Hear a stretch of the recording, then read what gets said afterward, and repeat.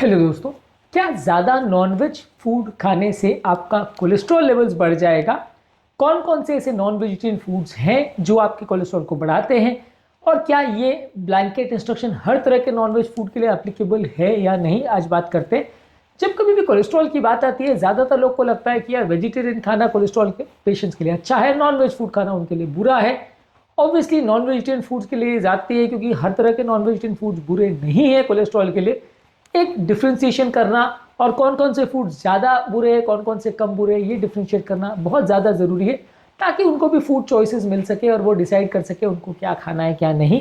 आज हम बात करेंगे कोलेस्ट्रॉल पर इफेक्ट नॉन वेज फूड का। टॉपिक पर जाने से पहले जो लोग हमारे चैनल पर नए हैं उन्हें रिक्वेस्ट करूँगा कि चैनल को सब्सक्राइब करें। यदि कंटेंट यूजफुल लगे तो फ्रेंड्स फैमिली के साथ इसे शेयर भी करें, ताकि दूसरे लोगों को भी हेल्थ का एडवांटेज मिल सके और हेल्थ की इन्फॉर्मेशन मिल सके। टॉपिक के दौरान कुछ इंटरेस्टिंग साइंटिफिक फैक्ट्स, कुछ प्रैक्टिकल यूटिलिटी की बातें और कुछ साइंटिफिक स्टडीज़ के बारे में बताऊंगा, जो आपको ज्ञान भी देंगे और हैरान भी करेंगे।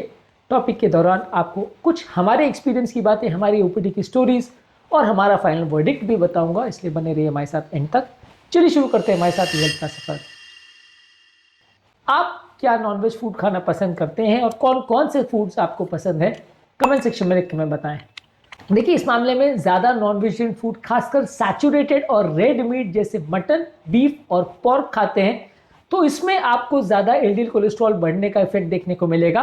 खासकर यदि आप ये सारी चीज़ों को फ्राई करके खाते हैं तो उसमें ऑयल का भी एडिशन हो जाता है। ये ऑयल एक्स्ट्रा अमाउंट में आपके कोलेस्ट्रॉल लेवल्स को बिगाड़ सकता है।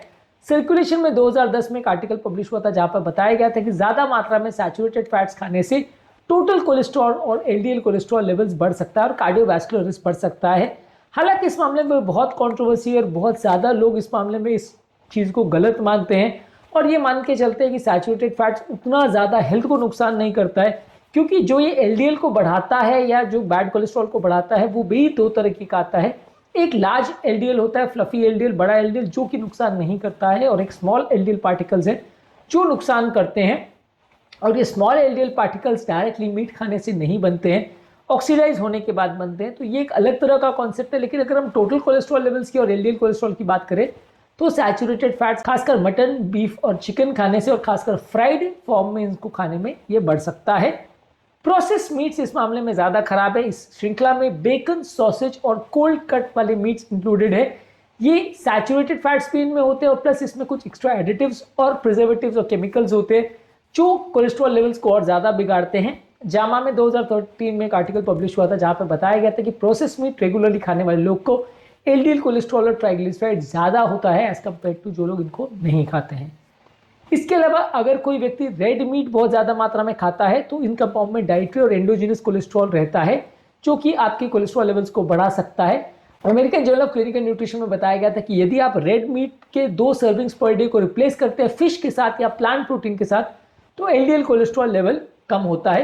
हालांकि अगेन एलडीएल को लेके ही काफ़ी कंट्रोवर्सी है और इस मामले में अलग अलग लोगों के व्यू पॉइंट्स हैं, लेकिन गाइडलाइंस अभी भी कहती है कि एलडीएल ही बैड कोलेस्ट्रॉल है। तो तब तक जब तक ये पूरी तरह से क्लियर नहीं हो जाता और एलडीएल के टाइप्स के बारे में पूरी तरह से क्लैरिटी नहीं हो जाती, तब तक हम यही मान के चलते हैं कि ज़्यादा मात्रा में रेड मीट खाना एलडीएल कोलेस्ट्रॉल को बढ़ाता है। इसके अलावा फ्राई करके या रीयूज ऑयल में यदि आप मीट को बनाते हैं तो इसमें ट्रांस फैट जनरेट हो जाते हैं और ये ज़्यादा नुकसानदायक है। और इस मामले में कोई डाउट नहीं है कि यदि आप फ्राई करके मीट को खाओगे या रीयूज ऑयल में बनाओगे तो वो ज़्यादा नुकसानदायक है। पर खैर, ये इंस्ट्रक्शन ऑब्वियसली सब चीज़ों में आता है कि आप इवन वेजिटेरियन फूड प्रोडक्ट्स को भी अगर फ्राई करके बनाते हो और वेजिटेरियन फूड प्रोडक्ट्स में भी अगर रीयूज ऑयल का प्रयोग करते हो तो कोलेस्ट्रॉल बढ़ेगा, क्योंकि यहाँ पे जो प्रॉब्लम है वो मीट के कोलेस्ट्रॉल से नहीं, वो ऑयल के कोलेस्ट्रॉल से या ऑयल के ऑक्सीडाइजिंग इफेक्ट की वजह से आ रहा है, ना कि मीट की वजह से। तो डेफिनेटली कोई भी चीज़ को आप फ्राई करके बनाओगे तो नुकसान होगा। इसके अलावा अगर हम प्रोटीन की बात करें तो एनिमल प्रोटीन जो है उसके कंपैरिजन में अगर प्लांट प्रोटीन लेते हैं तो वो कोलेस्ट्रॉल लेवल्स को कंपैरेटिवली बेटर इफेक्ट करता है। इस मामले में journal of American medical association के आर्टिकल में बताया गया था कि अगर आप 3% एनर्जी जो आप एनिमल प्रोटीन से ले रहे थे उसको अगर प्लांट प्रोटीन से लेते हो तो टोटल कोलेस्ट्रॉल लेवल्स में 5% का सुधार देखने को मिलेगा। नॉन वेजिटेरियन फूड बहुत ज़्यादा मात्रा में खाने से और खासकर बहुत ज़्यादा हाई कैलोरिक फूड प्रोडक्ट लेने से इंसुलिन रेजिस्टेंस वर्सन कर सकता है और आपका पेट का फैट बढ़ सकता है। यानी ओबेसिटी रिव्यूज़ में एक आर्टिकल पब्लिश हुआ था जिसने बताया था कि बहुत ज़्यादा मात्रा में हाई एनिमल मीट लेने से पेट का फैट बढ़ सकता है। इसके अलावा यदि आप प्रोसेस किया हुआ मीट लेते हो या चार किया हुआ जैसे ग्रिल करके उसको बहुत ज़्यादा सेक करके जो बनाते हैं, वैसा मीट अगर आप लेते हो, ओवर कुक किया हुआ मीट लेते हो, तो उसमें एडवांस ग्लाइकोसाइलेशन एंड प्रोडक्ट्स बढ़ जाते हैं। ये ऑक्सीडेटिव स्ट्रेस बढ़ाते हैं, एंडोथेलियल डिस्फंक्शन करते हैं और लिपिड एब्नॉर्मलिटीज करते हैं।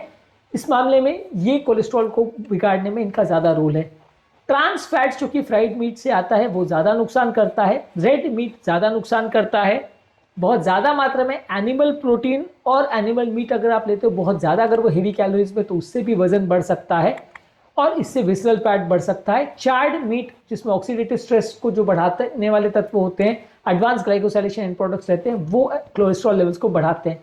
इस मामले में फिश जो है वो कंपेरेटिवली ज़्यादा अच्छा माना जाएगा और कुछ हद तक एग योग को भी खराब नहीं माना जाता। उसमें भी यही बोला जाता है कि वो फ्लफी एलडीएल को बढ़ाता है और छोटे एलडीएल को नहीं बढ़ाता है।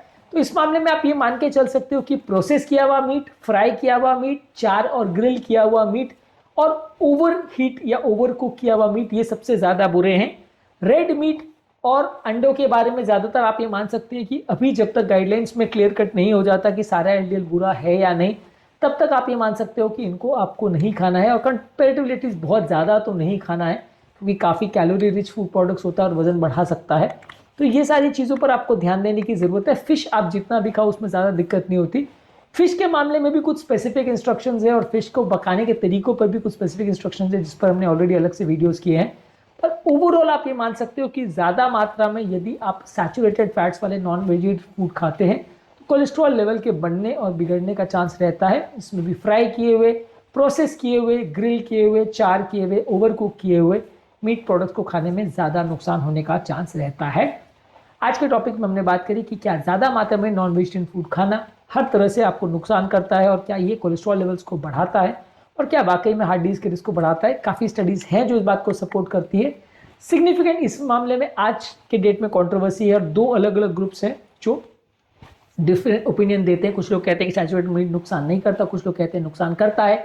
अगले कुछ सालों में अगर इस मामले में गाइडलाइंस क्लियर हो जाती है और इस मामले में अगर गाइडलाइंस चेंज होती हैं तो हम इसे अपडेट कर सकते हैं। पर एज ऑफ नाउ आप ये मान के चल सकते हैं कि ज़्यादा मात्रा में रेड मीट और प्रोसेस मीट वगैरह खाने से आपको कोलेस्ट्रॉल का नुकसान हो सकता है और हार्ट डिजीज़ का रिस्क बढ़ सकता है। उम्मीद करूंगा कि आज के टॉपिक में कुछ नई बातें जानने को मिली होगी। जो लोग हमारे चैनल पर नए हैं उन्हें रिक्वेस्ट करूंगा कि चैनल को सब्सक्राइब करें। हमारे चैनल का पर्पज़ है हेल्थ एजुकेशन के द्वारा लोग को हेल्दी बनाना। इस मिशन में आप हमारे सहभागी बन सकते हैं चैनल को सब्सक्राइब करके, और यदि कंटेंट यूजफुल लगता है तो फ्रेंड्स फैमिली के साथ उन्हें शेयर कर सकते हैं ताकि उनको भी कुछ क्लैरिटी मिले और इस मामले में जानकारी मिले। आपके कमेंट्स हमें जानने में मदद करते हैं कि आपको हमारा कंटेंट कैसा लग रहा है, प्लस हमारे लिए मोटिवेशन और इंस्पिरेशन का भी काम करते हैं। इसलिए वीडियोस को देखते रहिए, शेयर करते रहिए और हेल्थ के सफर में हमारे साथ आगे बढ़ते रहिए।